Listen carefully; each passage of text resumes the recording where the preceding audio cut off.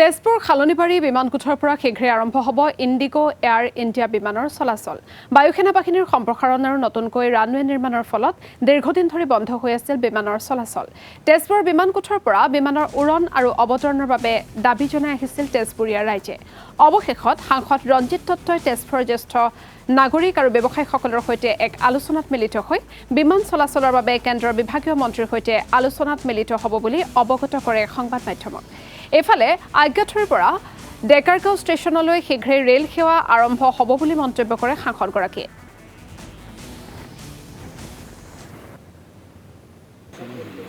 এতিয়া তেজপুৰৰ যিটো আমাৰ এয়াৰপোৰ্ট আছিলে এইটো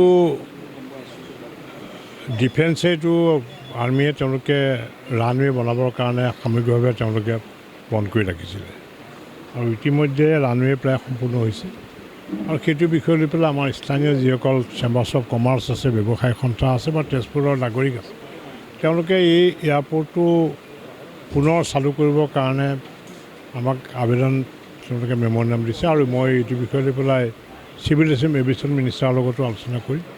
দ্বিতীয়তে আপোনালোকে গম পাইছে যে বাইহাটাৰ পৰা আমাৰ মিছন চাৰিলৈকে সেইখিনিলৈকে আমাৰ এটা 4 লেন হ'ব আৰু ইতিমধ্যে এইটো প্ৰায় 8,000 কিমান কোটি টকা চেংচন হৈ গৈছে। এতিয়া টেণ্ডাৰো হৈ যাব। মই ভাবোঁ যে এইটো আগষ্ট বা নৱেম্বৰ মাহত এইটো আধাখিলা নিশ্চয় হ'ব আৰু ৰেলৰ কানেক্টিভিটি হ'ব আপোনাৰ আজ্ঞাথুৰিৰ পৰা ডেকাৰগাঁও নতুন ৰেল লাইন।